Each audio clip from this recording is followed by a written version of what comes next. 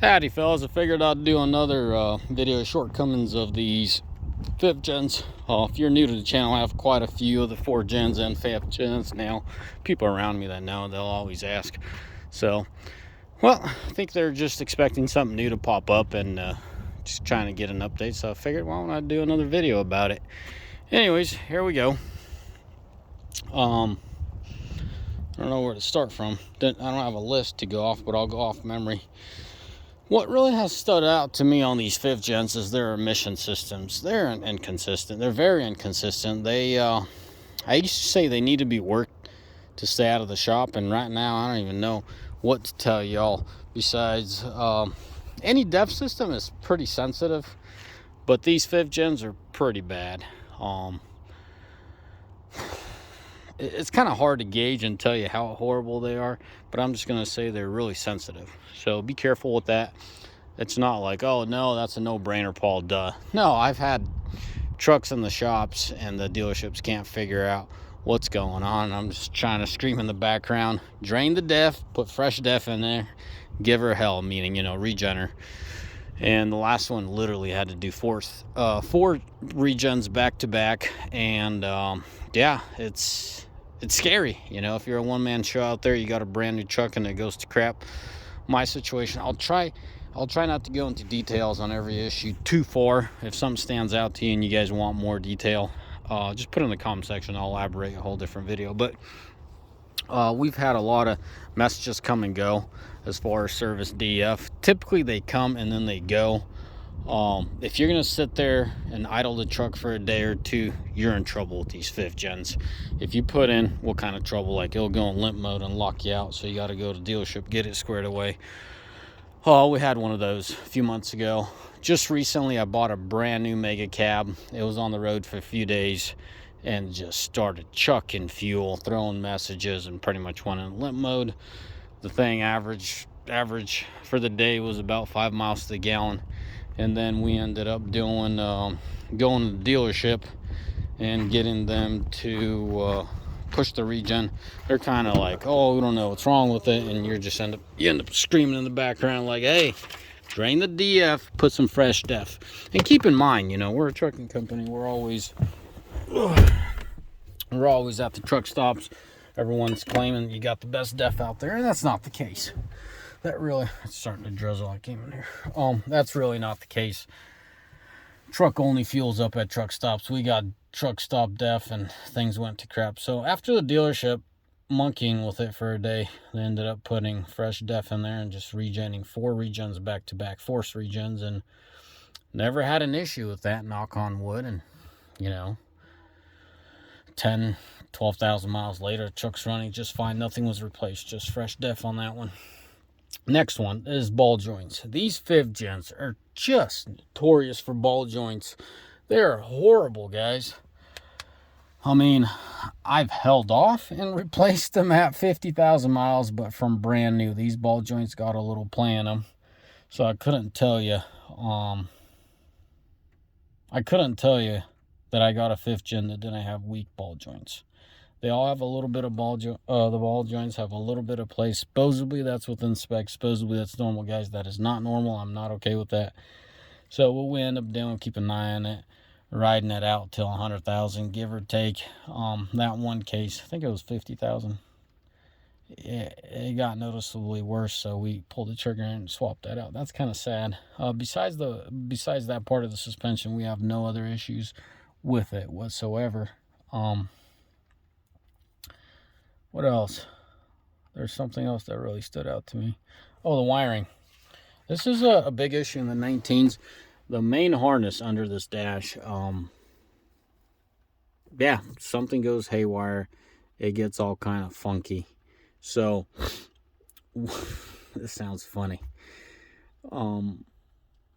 If I recall, 2 of my trucks got the wiring replaced by warranty and whatnot, and then one of them, the way I fixed it is I zip tied the piss out of the main wiring under the dashboard, under the floorboard, or not the floorboard, the kick panel there underneath. Just get in there, whatever. I'm gonna show you guys instead of just talking about it. I never had the issue with this truck. This is a 21. I personally drive this truck. I love it. I personally had a 19 as well. I never had this wiring issue, but if guys start saying these things are doing really crazy stuff, where's this thing in there? Oh shoot, they changed it up. The 19s had some wiring issue that would run right up in there. You'd zip tie the piss out of it. So literally my zip tying the piss, this is not the wire I'm talking about, but it would be grabbing this to the nearest solid point and zip tying the livings out of it like they have it here in the factory. You just redo that, zip tie the wires between each other and snug them up. Now I don't know if this is all. The next issue is fuel. I don't know if this is all of them, but I've been struggling. 2 of them had this issue, and 1 of them I'm still struggling. The fuel is leaking right about the fuel bowl area, fuel filter bowl under the hood.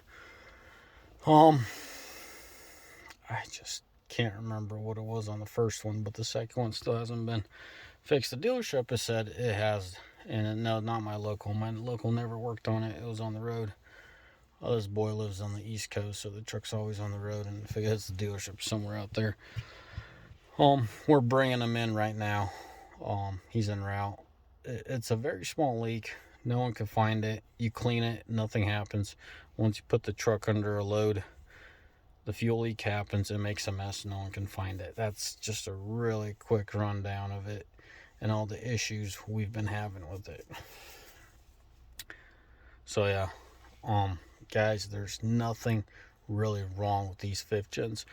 Yes, I got to say the 19s and 20s got the CP4. Let me tell you this from experience, it doesn't matter what CP4, the late model, old model, they all grenade. You're gonna have a grenaded CP4. That's my experience with CP4. Do I have 19s and 20s? Absolutely. What am I doing? They're all running the CP3 conversion, guys. Don't screw around with the CP4. Don't cross your fingers and hope it doesn't. It's not a matter of if, it's a matter of when the CP4 is going to go on you. If you get a 21, they have a CP3 or whatever people are labeling on, but they are different. They do look different. If you don't have access to trucks, I might as well show you so you can see in this video. Your pump's going to look obviously quite a bit different, so it's not forever.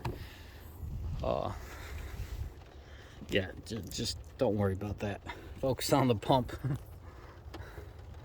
That's a CP3 or whatever you want to call it. So yeah, your CP4 is going to look significantly different. Anyways, guys, for you guys curious, all the time, wheels and tires. These are 295 60 20s. The stock ones are 285. I just went just a little wider. Thorn, 1.75 leveling, and then the shocks, Bilstein 5100s. I got the part number off of BilsteinLifts.com or something like that, whatever they recommend. Anyways, guys,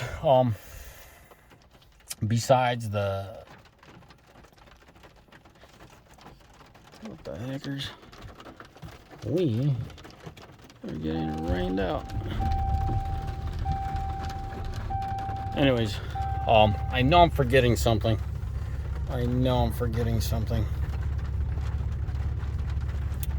Show you my fuel mileage.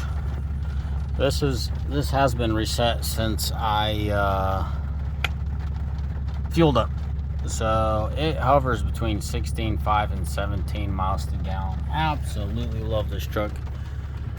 So yeah, long story short, that's what it is. This is where it's at. The one that baffles me the most is the ball joints. From 19 till current, those ball joints suck. I don't know what Ram's doing about it. I hope they do something about it. Honestly, I was surprised to see them go from a CP4 to a CP3. That's not the issue from 21 and up. So yeah, there you have it, guys. Man, it's beautiful out here. Anyways, as always, may the Lord bless you. May you have a mighty fine day, and ask away of any of the topics I mentioned. If you want, separate video about it, my experience and my story behind it and why I'm saying what I'm saying, please ask and I'll do my best to fulfill. Anyways, as always, may the Lord bless you. May Almighty find day. Ciao, bye.